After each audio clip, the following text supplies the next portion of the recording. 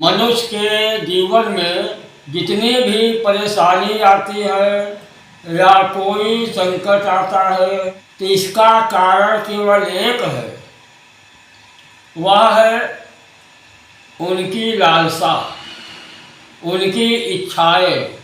हमारा ये काम बनना था, बिगड़ गया, तो यही लालसा जो है, यही इच्छा मनुष्य के जीवन में परेशानी का कारण बन जाता है।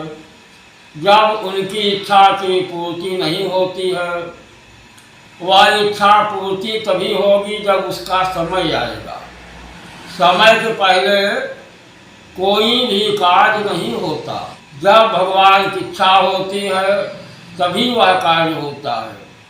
परंतु मनुष्य की इच्छाएं जो है इतनी प्रबल होती हैं कि वह तत्काल चाहती है कि हमको ये प्राप्त हो जाए, हमारा ये काम हो जाए।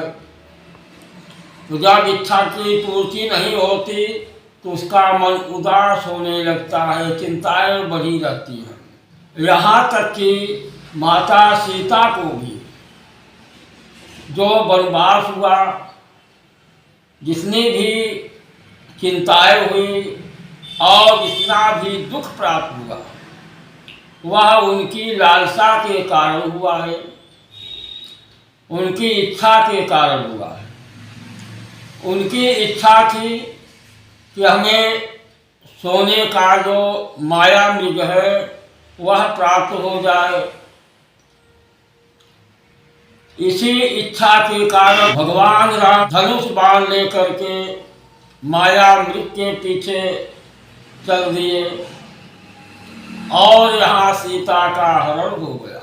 उनकी इच्छा की पूर्ति नहीं हुई और उनकी चिंता जो है और दुख बढ़ गया।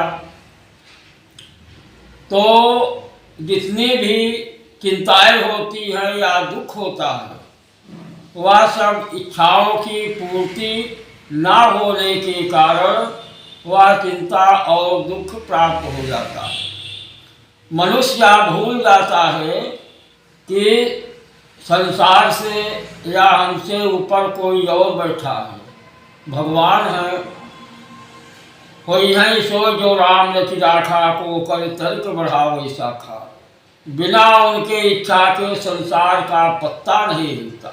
और सरकार में इतनी ताकत नहीं है कि अगर भगवान की इच्छा नहीं है तो पेड़ का एक पत्ता हिला दे। जब तक भगवान की इच्छा नहीं होगी तब तक कुछ होने वाला नहीं है। अब देखिए, माता जानकी को इच्छा थी, उनको दुख प्राप्त हुआ, परंतु वहीं पर भगवान राम को कोई भी दुख नहीं हुआ। जो उनको वनवास हुआ था वह पिता के आज्ञा के कारण हुआ था और भगवान की खुद की इच्छा थी वनवास की। उनकी माया थी, इसी कारण से, इसी रास्ते से संसार के राक्षसों का संहार होगा। लेकिन भगवान की कोई भी इच्छा नहीं थी। जब उनके पास कोई इच्छा नहीं थी तो उनको कोई परेशानी या कोई संकट नहीं। इसलिए आप अपना कर्म करिए,